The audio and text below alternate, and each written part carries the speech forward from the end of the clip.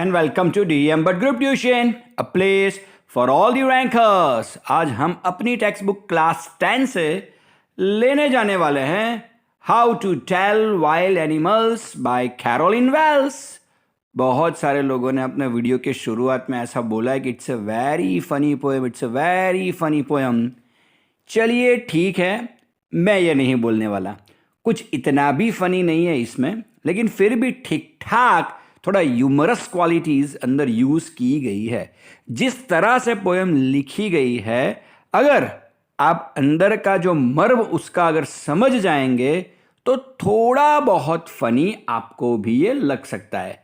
वैसे उतना मत समझ लीजिएगा कि सर ये तो हमें इतनी फनी लगी कि we were mad laughing. No no no, it's not like that. Okay, चलिए शुरू करते हैं. How to tell wild animals. If ever you should go by chance to jungles in the east, and if there should to you advance a large and tawny is equal to what? So tawny is equal to brown or yellowish complexion. Okay, fine. तो जिसकी भी skin कैसी रहती है, brown और yellowish complexion वाली रहती है, उसे क्या बोल सकते हैं? टाउनी बोल सकते हैं. बिस्ट, तो बिस्ट का मतलब तो आप जानते ही हो. Okay, if he roars at you, you are dying, you will know it is the Asian lion. यहां पे हमें पोएटेस सिर्फ और सिर्फ अपनी पोम में इतना ही बताना चाहती हैं कि अगर आप इसके जंगलों में जाते हैं और वहां पे कोई एक टाउनी बिस्ट आपके करीब आ जाता है और जो आपको मारने से पहले बहुत ही जोर से दहाड़ेगा, तो समझ लीजिए कि ये एक एशियाटिक लायन है. यहां पे किस तरह से एनिमल्स को पहचाना जाए, किस तरह से एनिमल्स को आइडेंटिफाई किया जाए, ऐसा ही कुछ पोएम में लिखा गया है. हर एक स्टैंजा में कोई नए ही वाइल्ड एनिमल का हमें एक जिक्र करके दिया गया है और हर एक स्टैंजा में हम लोग तो मरने ही वाले हैं. जो कोई, जिसकी भी यहाँ पे बात हो रही है, जो कोई भी यहाँ पे जाने वाला है, जो कोई भी वेल्स की बात सुनने वाला है, वो तो मरने ही वाला है. तो ऐसा बोल रहे हैं कि अगर आप इसके जंगलों में घूम रहे हो और अचानक से कोई टाउनी बिस्ट आपके सामने अगर आ जाएगा, तो एक चीज जरूर से याद रखिएगा मरने से पहले कि वो जरूर से जोर से दहाड़ेगा. अगर वो जोर से दहाड़ता है तो मरने से पहले चलिए इतना आप अपनी जात को एश्योरेंस दे दीजिए कि कोई एशियाटिक लायन ने मुझे मारा है. क्या बात है. चलिए, मरने पर हंसी आ रही है सबसे पहले. चले देखते हैं आगे. ओके, और if sometime when roaming round a noble wild beast greets you with black stripes on a yellow ground. Black stripes on a yellow ground, यानी पीला उसका बैकग्राउंड है और उसके ऊपर क्या बनी हुई है? ब्लैक रंग की स्ट्राइप्स बनी हुई है. Just notice, if he eats you, this simple rule may help you learn the Bengal tiger to discern. Discern is equal to क्या?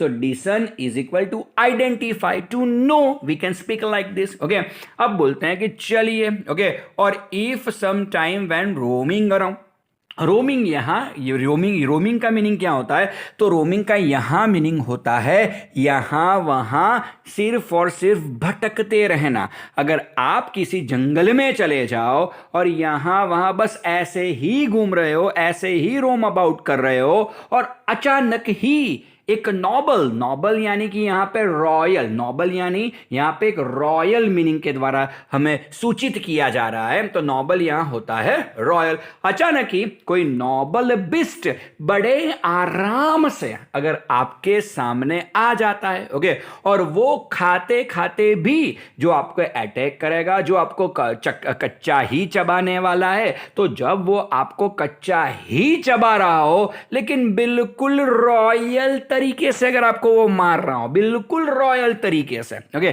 जिस तरह से बरसों पहले राजा, जैसे राजा अगर कोई डाइनिंग टेबल पर अगर आप बिठा दोगे तो उसकी जो एटिकेट्स रहती है वो किस तरह से एटिकेट्स उसकी रहती है, ओके, बिल्कुल रॉयल डिनर, रॉयल लंच लोग वो आदमी लेगा, अपनी तरह नहीं कि खाने पे टूट पड़ो, जो अच्छा है किसी के लिए रहने ना दो, ओके, ऐसा नहीं है, नहीं ऐसा नहीं है, वो रॉयल आदमी है बिल्कुल, ओके, अपनी रॉयलनेस दिखाएगा खाने के टेबल पर भी। तो ये जो बंगाल टाइगर है वो बंगाल टाइगर को कभी रॉयल टाइगर्स भी बुलाया जाता है। तो अगर ये बंगाल टाइगर आपके नजदीक अगर वो आ जाता है तो आपको खाएगा, बिल्कुल खाएगा, कच्चा ही चबाएगा आपको, लेकिन किस तरह से, बिल्कुल रॉयल तरीके से आपको मारेगा, आसानी से खाएगा, बिल्कुल ग्रेसफुली आपको खाएगा, बिल्कुल बढ़िया तरीके से आपको वेलकम करेगा। अचानक ही आपको सामने नजर आ जाएगा और बोलेगा कि आ गया हूं तुझे खत्म करने, ओके, और खत्म करेगा,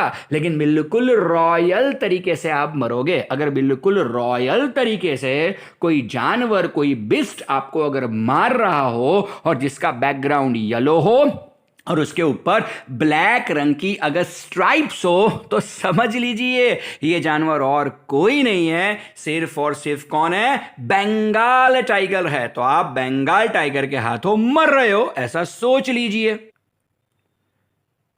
if strolling forth a beast you view whose hide with spots is peppered।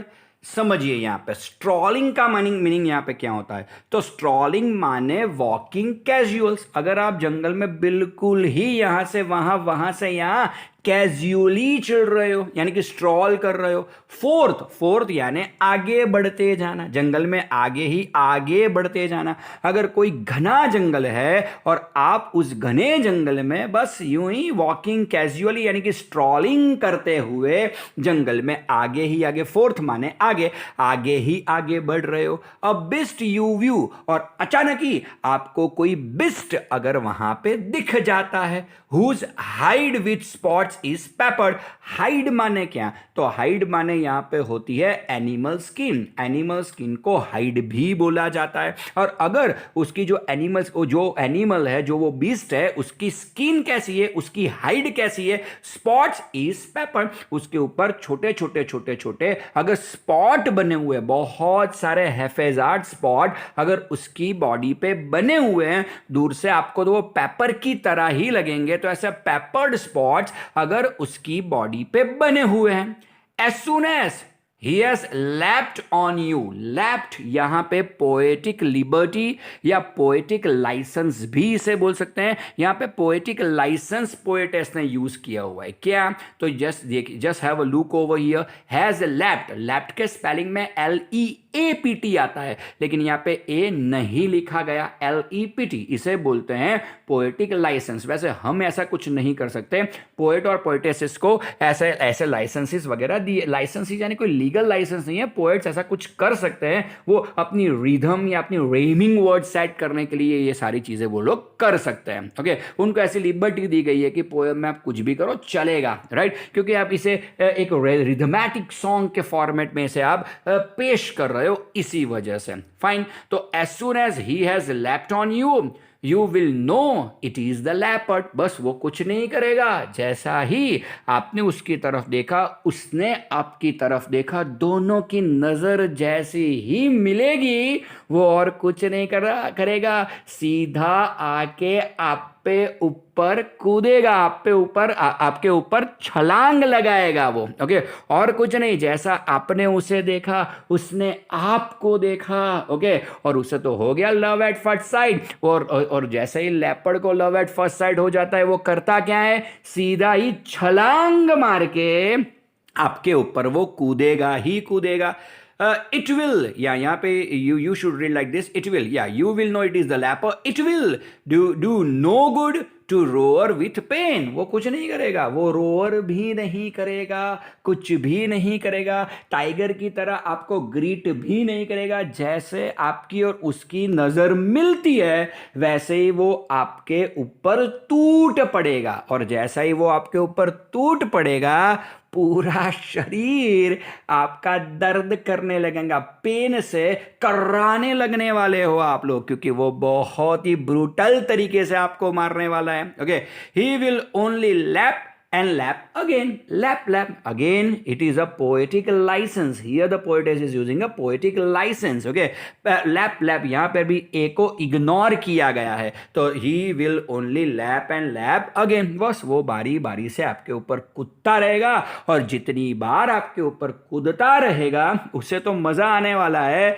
लेकिन आपकी जान जरूर से जाने वाली है। तो यहाँ पे कुछ इस तरह से दिखाया गया है कि यहाँ जितनी भी वाइल्ड कैट्स, ये फर्स्ट 3 स्टैंजाज में क्या हुआ है, तो इन फर्स्ट 3 स्टैंजाज में आपको सिर्फ और सिर्फ जो वाइल्ड कैट्स रहती है उनके बारे में ही इंफॉर्मेशन दी गई है। और जब भी कभी आप जंगल में जाओगे और ऐसी कोई वाइल्ड कैट अगर आपके रास्ते में आती है तो बेटा आपका मरना तो निश्चित ही हो चुका है।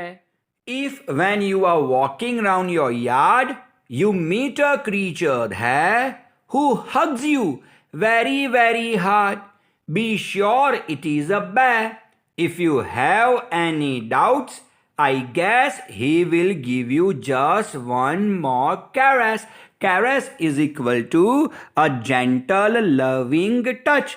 अब इस जानवर को मिलने के लिए आपको जंगल में भी जाने की जरूरत नहीं है, वो तो जंगल में से घूमता घूमता आपके यार्ड तक पहुंच जाएगा। ये जो कोई भी जानवर है उसे यहां वहां निकल जाने की आदत रहती है, तो ये जानवर यहां वहां निकलते हुए शायद आपके घर के यार्ड में भी मिल सकता है। और ये जानवर और कोई नहीं, सिर्फ और सिर्फ बैर ही होगा।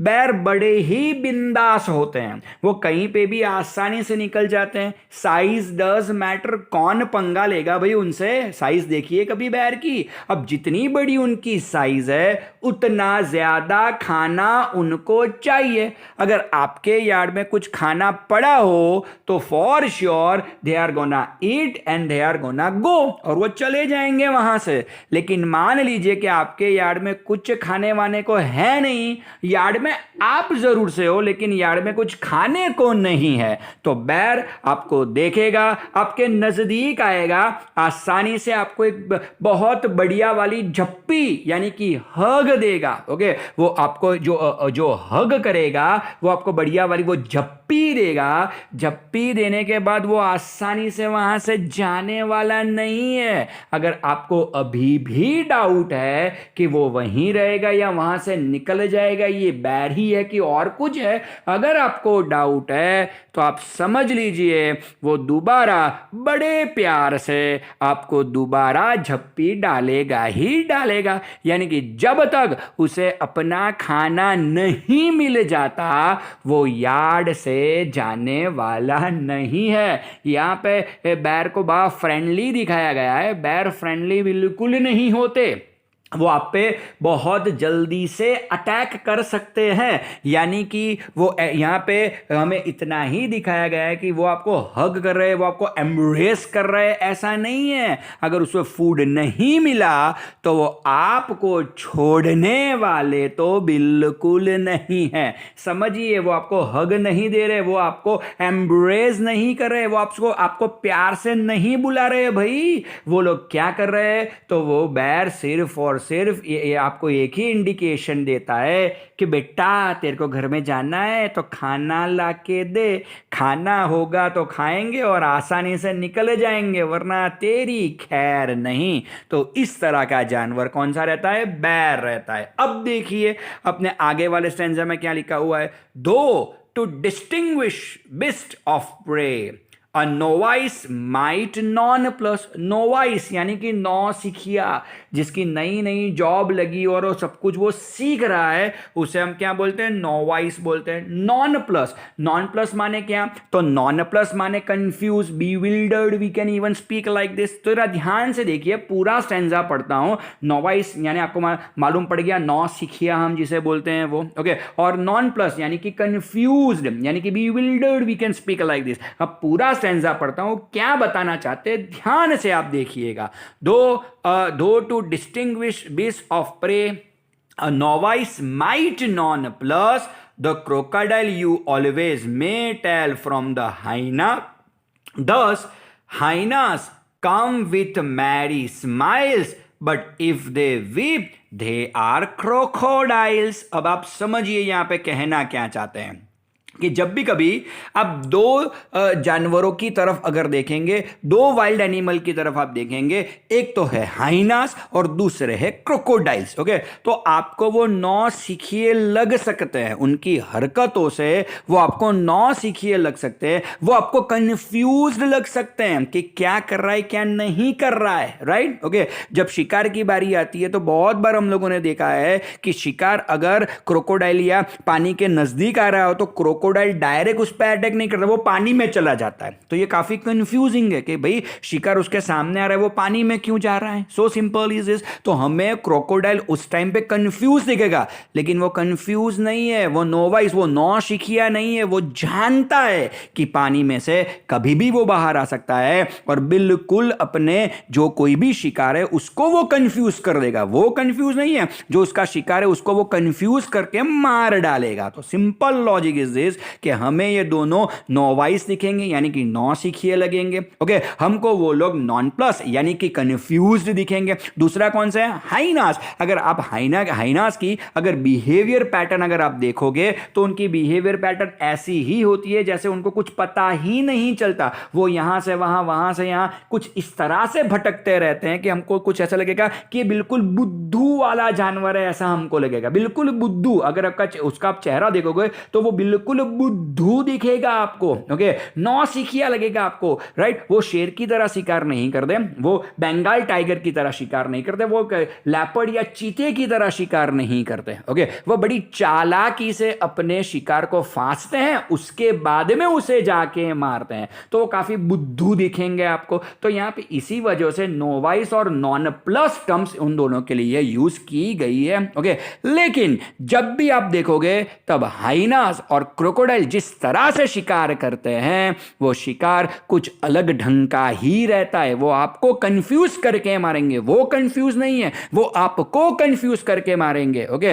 वो नौसिखिए नहीं है, आप शायद नौसिखिए हो जंगल में, ऐसा वो प्रूव कर देंगे, ओके। जब भी कभी आप हाइना को देखोगे तो उसके चेहरे पे एक अच्छी सी स्माइल रहती है, इंग्लिश में कहावत भी है, okay, smile like hyenas, okay. तो सो सिंपल इज, हाइनास हमेशा ही हंसते रहते। शिकार हो गया वो फिर भी हंसेंगे, शिकार नहीं हुआ फिर भी हंसेंगे, शिकार भाग गया छूट गया उनके हाथों से फिर भी हंसते ही रहेंगे। उनकी जो चेहरा है, उनका चेहरा कुछ इस तरह से फॉर्म हुआ है कि वो आपको हमेशा ही हंसते दिखेंगे। उसीलिए यहाँ पे क्या लिखा है, hyenas come with merry smiles. अगर आपको कोई स्माइल करते करते मार रहा है, अगर आपको कोई स्माइल करते करते खा रहा है तो समझ लीजिए वो हाइना इजी है। अगर लेकिन अगर but if they weep they are crocodiles, लेकिन अगर कोई आपको रोते रोते खा रहा है तो समझ लीजिए कि वो मगरमच्छ है। बहुत सालों से हम लोगों ने ऐसा सुना है, मगरमच्छ के आंसू, मगरमच्छ के आंसू।